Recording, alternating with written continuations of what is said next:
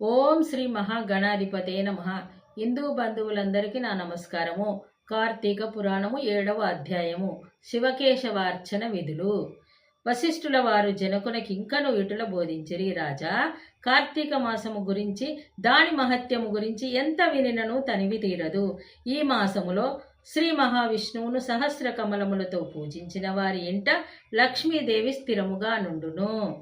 తులసీ దళములతో గాని బిల్వపత్రములతో గాని సహస్రనామ పూజ చేసిన వారికి జన్మరాహిత్యము కలుగును. కార్తీక మాసమందు ఉసిరి చెట్టు కింద సాలగ్రామముంచి భక్తితో పూజించిన ఎడల వారికి కలుగు మోక్షం ఇంత అంతా కాదు.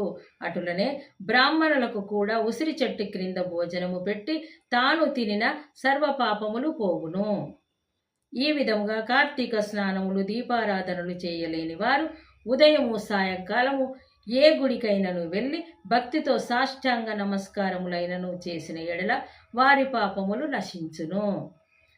సంపత్తి గలవారు శివకేశవుల ఆలయములకు వెళ్ళి భక్తితో దేవతార్చన హోమాదులు దాన ధర్మములు చేసినచో అశ్వమేధము చేసినంత ఫలము దక్కేగాక వారి పితృదేవతలు కూడా వైకుంఠ ప్రాప్తి కలుగును. శివాలయమున గాని విష్ణువాలయమున గాని జెండా ప్రతిష్ఠించినచో యమకింకరులు దగ్గరకు రాలేరు. సరికదా, పెనుగాలికి ధూళి రాసుకులు ఎగిరిపోయినట్లే కోటి పాపములైనను పటాపంచలైపోవును.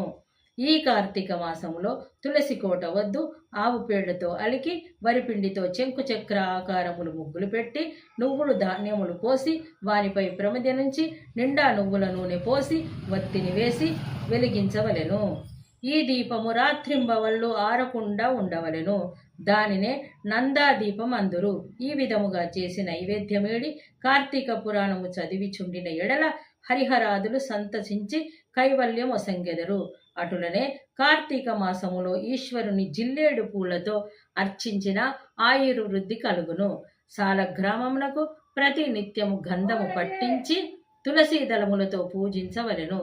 ఏ మనుజుడు ధనము బలము కలిగియు కార్తీక మాసమందు పూజాదులు సలపడో ఆ మానవుడు మరు జన్మలో శునకమై తిండి దొరకక ఇంటింటా తిరిగి కర్రలతో దెబ్బలు తింటూ నీచ స్థితిలో చచ్చును.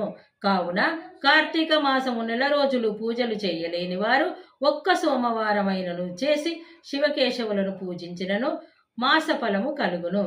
కనుక ఓ రాజా, నీవు కూడా ఈ వ్రతమాచరించి తరింపుమని చెప్పెను.